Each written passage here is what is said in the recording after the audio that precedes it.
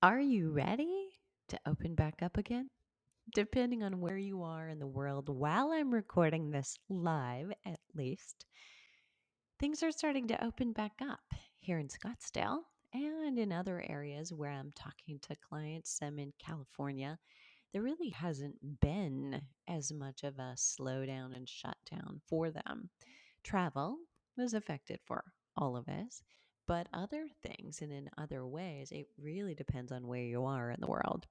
So, as we open back up, I want to make sure that I address this topic because it's so important to me that you understand something that I feel like I've stumbled upon again, and I'm finally getting it. This is Deborah Atkinson, and you're listening to Flipping 50, where I address your top challenges and struggles as well as mine. And I share what to eat, how to move, and how to change your mindset about both of those things so that you can have the energy and the vitality that you want, need, and deserve in this second and better half. And today's title is The Predictable Way to Fitness for Women in Midlife. And if you're anything like me, it has taken me a really long time to get this message that this is the predictable way. And yet I've had to go through it over and over and over to get the message. So I'm going to share with you one, two, three, I'm counting, four times I've had to go through this.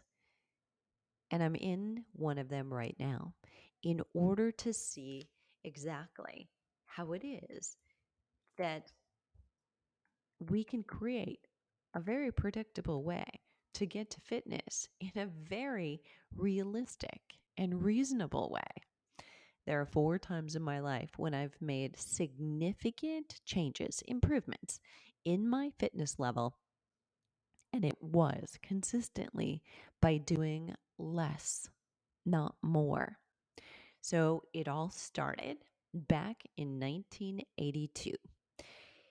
I was an 18-year-old about to be co ed in college, and I had just graduated from high school. So, all the things that entails, like a lot of spring parties, a lot of last things that I'm oh so sorry for those 2020 seniors who didn't get to experience some of those things. And super supportive and glad when I see timeline instances of them getting acknowledged and celebrated. Okay, back to this.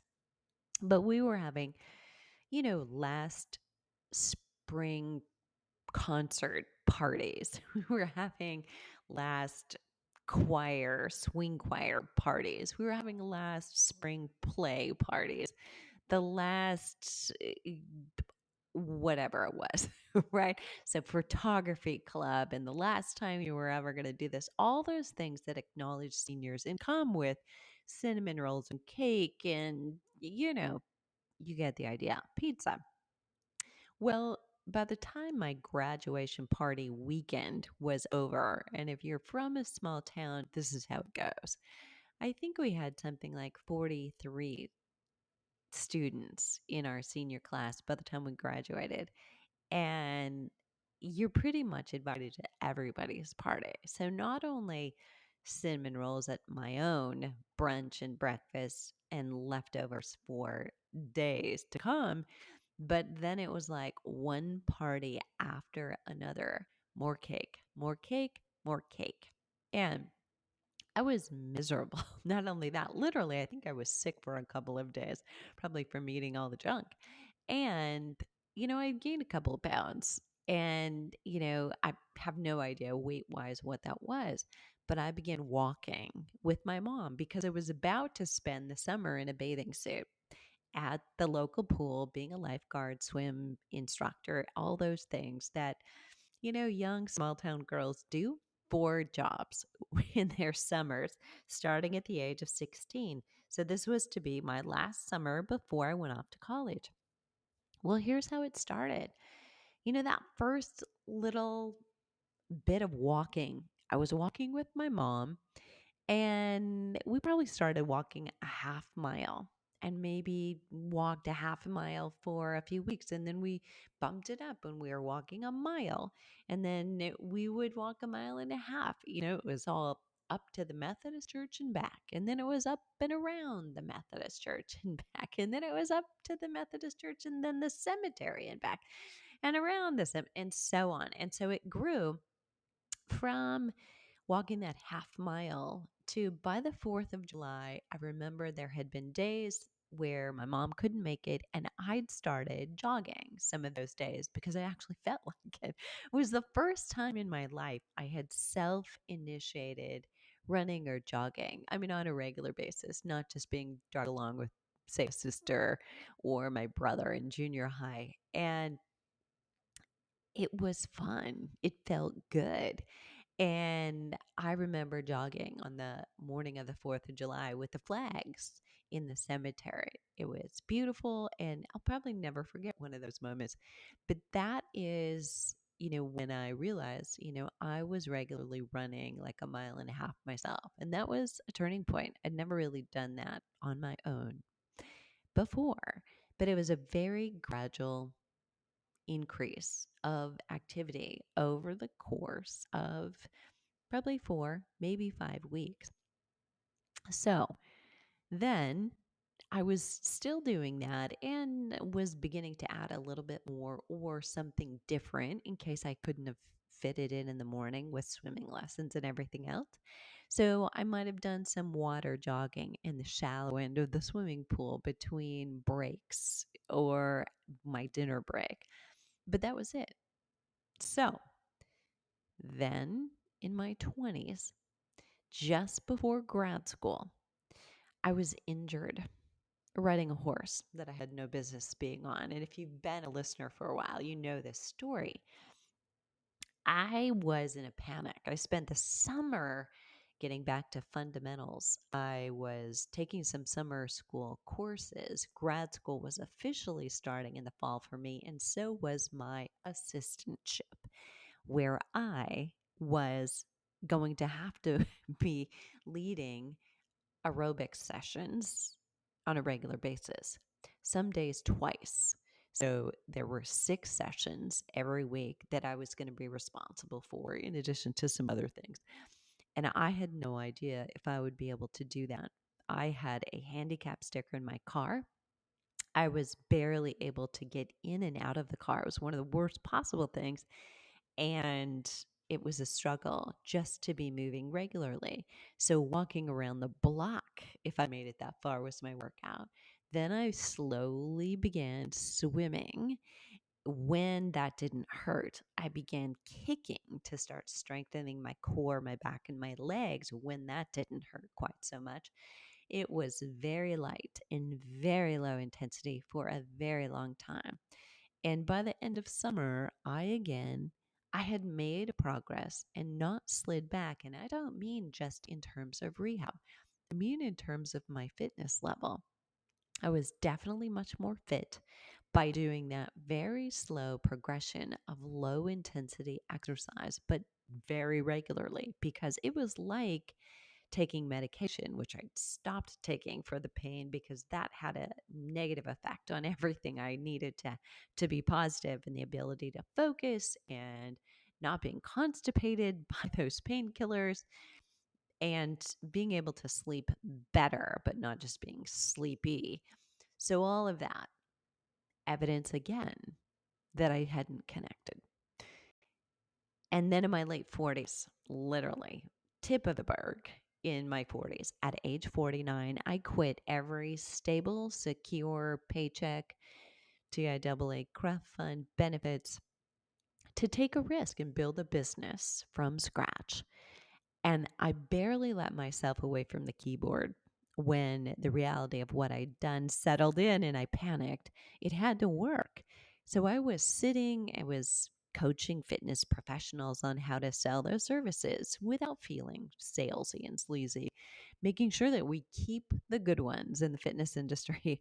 I was building online courses. I was focusing on working with women in midlife myself, but sitting a lot. And when I accidentally discovered the after 50 fitness formula for women, it was because it had worked for me. That became the signature course from the book, You Still Got It, Girl. I had spent for about 14 months 20 minutes maybe at a time, pulling myself away from the computer to walk my dog, then quite a bit younger than he is now, do interval training. I would go down to the treadmill. I would do 20 minutes, literally of 1 minute easy, 1 minute hard, sprinting so I could barely breathe, or I would do weight training. Maybe a short yoga stretch, much less often that because I think I felt like I really needed to burn off some adrenaline. But what I never did was endurance training. I didn't have time for it. I didn't do any 45 or 60-minute runs that had been my habit on top of teaching fitness classes for decades. I wasn't teaching hour-long classes anymore and then jumping on a piece of cardio equipment afterwards. I know you're out there. You've done that too. Fitness for women is so much easier than we make it. I got very efficient and focused, knowing all it was going to do. Walking the dog, sometimes it was brisk and sometimes it was smelling the fire hydrant. 20 minutes midday was literally, sometimes doing one move for a minute while I was playing music on my TV. It was in my living room on my hardwood floor. I remember vividly doing this. Sometimes that was it. And then I had to get back to it because I was so stressed about building this business. And after 14 months, some of you know the story, I looked better, stronger, and healthier than I had doing hours of exercise every day before that. So now in my 50s, just recently, in the beginning of 2020, I cut back way back because 2019 for me had been a year. Be careful what you wish for, right? So I'm pulling all those things bad about 2019 I've said, given our status in 2020. But I've kept my workout to a limited amount of time. I started out that way because I'd gained 10 pounds during 2020. First, probably being exposed to mold and toxins. And then adding on to that, I'd already committed to an Ironman, was training for that all through the year in big stressful times. Lots of emotional, financial stressors, lots of things going wrong and ongoing with my personal life. And, you know, no surprise. Probably menopause hitting that peak at some point in the beginning or middle of the year had a lot to do with it. But, nobody, in their 50s wants to gain 10 pounds, but it happens so frequently. But I knew the answer was cutting back, making sure my cortisol levels were in better check.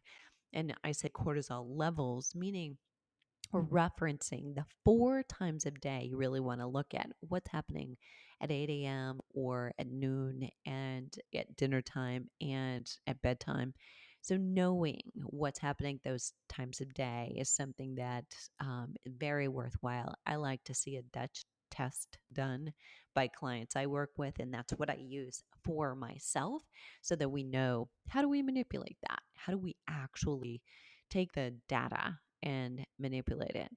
But given COVID-19 started, while I was still, really cutting back, doing a lot more hiking, low level activities, doing short walks with the dog, doing short strength training sessions, COVID-19 hit. And, here's the truth. I've kept my limited time of exercise because of COVID-19 and the need for a focus on immune supportive exercise, not more, but less and more often. So I've dug into and I've shared with you in many places, master classes over the last couple of months, live Facebook's, YouTube channel posting, probably the best place for you to go and look right now if you're looking for something in video and voice. But there are also Flipping 50 podcasts and blogs, and I'll link to, all of those places where you can go and do a search for COVID-19 content, or go to the YouTube channel and look at those recent posts from the last couple of months that'll really help you. But I posted about the science of how and what kind of exercise supports your strong immune response and what doesn't and could throw you under the bus. So, and here's this. I've also shared during this period of time the integrative nature of your endocrine or your hormone system with your immune response. And it's good. So if you're doing one, focus on that immune system and you're going to get both more balanced hormones. Less exercise, more results evidence. I've had it all along. Every time I've reduced my exercise or been at a point where I've had to reduce and started an exercise program with a slow progression, I've done either a low dose, low intense, or low volume of exercise. I have made the fastest and most rapid progress in my fitness. It happened when I was 18, when I was 25, when I was 49, and now at 56. Over the last few weeks, I don't have a scale at home. My gym is not open yet until till tomorrow, literally, as I record. I have yet to decide if I'm going, but I can feel the way my clothes fit. I can see the way I look, and I am hearing compliments from people that you look terrific. And I'm not talking people who've seen me for the first time, and I'm not, eh, though it may sound like I'm patting myself on the back, that's not my intention. What I'm using it as evidence of change. Something's different and people can see it. And sometimes that's better than you and I because we can't see it. We're in this body every single day, right? But here's the thing, this whole thing, 18, 25, 49, 56, this is not a coincidence. So if we just look at me, I am a study of one. That's never a good idea. So it's truly not a good thing to build your fitness plan on. You never want to build a plan or a program based on your sisters, your girlfriends, your besties, your trainer even saying, this is what worked for me. This is what you should do. That's not enough. All right. Not unless there's been some research to prove it. So I've done the research. I continue to read 3 to 5 new studies every week on women who are in perimenopause, menopause, or postmenopause. That's like a dozen a month. And that, if you do the math, and I'll only know this by heart, I couldn't do the math this quickly, but 12 times 12, it's about 144 new studies every year, still pointing that direction. The science is still telling me the same thing as when I was shocked at 49 to look stronger, leaner, and look healthier after 14 months of less exercise, a lot less exercise than I was used to having done for decades. I want you to take a few moments, look back on your life and your exercise habits. Let's go for a minute of let go for a minute of that feeling that, you know, you're behind or you're overwhelmed, that you may have let yourself get out of shape and there's so much to do. Let go of that thought that your hormones suddenly changed the rules because, yes, they may have. However, it may be more true or truer. Is that a better word? That what you were doing before wasn't enough, or it was too much, or not enough of the right thing, even though you weren't seeing that it wasn't working. We often can get by with things, and it's until you kind of cross a line, you cross a threshold, you can't see it's not quite bad enough, right? For us to really recognize there's something going wrong here. A dramatic change in hormones when you're in the later part of your perimenopause stage or menopause hits and it continues on into postmenopause can make you feel as if suddenly you gain 10 pounds. Yet your habits were there all along and you were getting by with those habits, but they still weren't the right ones. So we've got to shake that. We've got to kind of shake those habits being the thing we need to get back to in order to get in shape again. because using that, getting back to anything, getting back to the body, getting back to the routine, we're not going there. We're not looking in the rearview mirror at roadkill. We're not going that direction. You've got to look ahead. Your hormones have changed. They're not going back. Now, you may do hormone replacement, and that may help some. In fact, it's helped me. Um, so I had been on hormone replacement therapy several years ago. I went through 2 Ironman training, kind of 6 months at a time. I did pre-testing and post-testing of my hormones, both going on hormone therapy, and then went off of hormone therapy and tested again. So 3 times, kind of within June to December to June again. And there was literally, my hormones had improved during Ironman training while on my hormones. My hormones stayed the same during Ironman training again. So I went off. I felt like I didn't need to be, number one, spending the money, didn't need to be adding hormones if my hormones were already fine.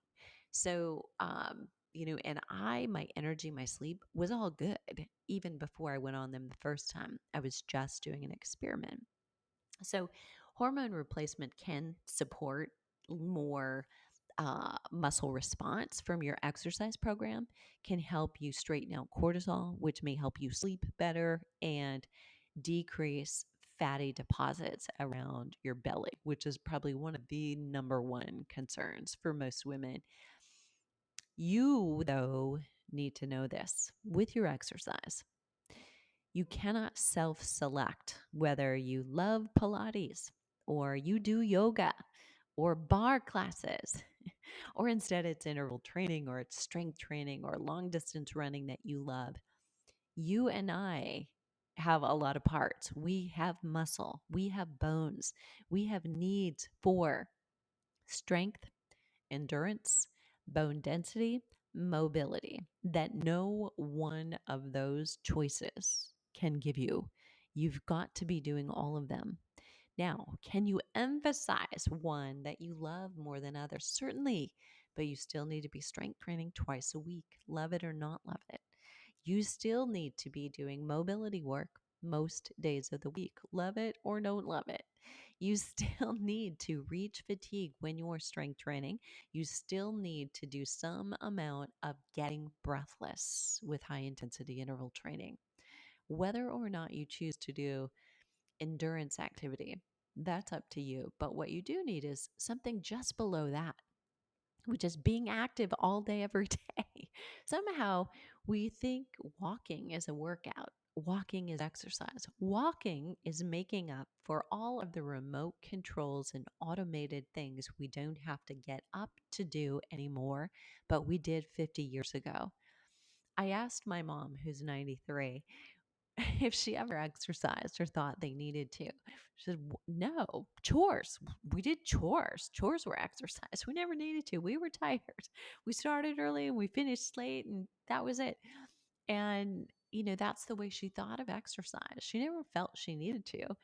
And when I asked her specifically just about exercise, and I asked in that way, and this is an episode, it's video. I believe that's on my Facebook page.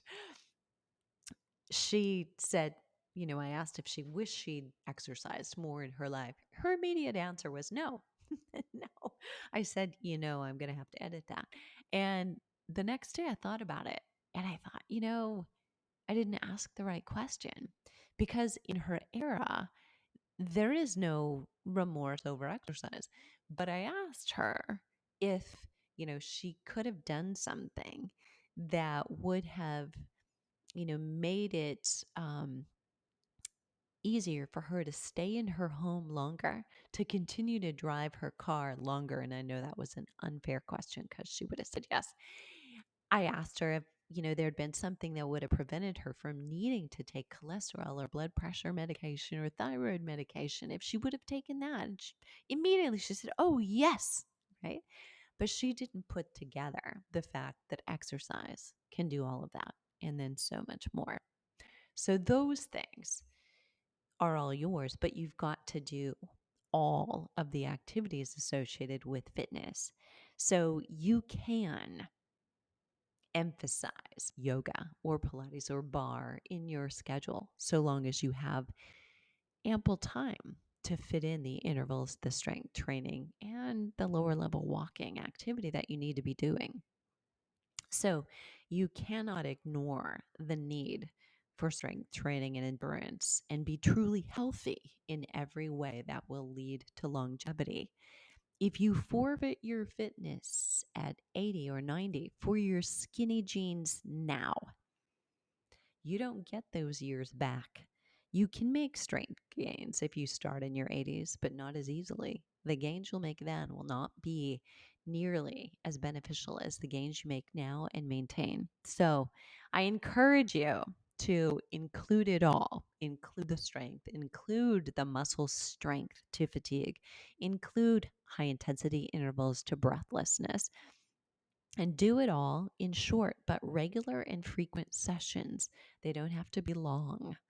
Limit any excessive exercise of the same intensity, whether it's in high intensity interval training or it's long endurance training or it's low. You don't want a lot of anything. You want some of everything, like a potluck dinner. And don't do an excessive amount of the same exercise mode, even if it's walking. That's a lot of weight bearing on your feet, even with great shoes and the fitness level to do it. Vary what you're doing. Your muscles, your bones, your joints will all thank you. Ride a bike sometimes. Hop on an elliptical trainer if you've got it. Use walking and or jogging. Do some side to side work by doing some aerobics or dancing in your living room. Start. Just start. If you are just starting or you're restarting and you truly need some support, I'll link to a beginner's program that is exercise only. It's our 28-day Kickstart 2.0. There is no nutrition component. It is all for very much beginners or restarters, starters or restarters. And you may just find what I found at 18, 25, 49, and again this year at 56, well, 55 when I started, that it is coming back, getting back to foundation, getting back to just starting small, progressing easily, that gives you more benefits than doing more.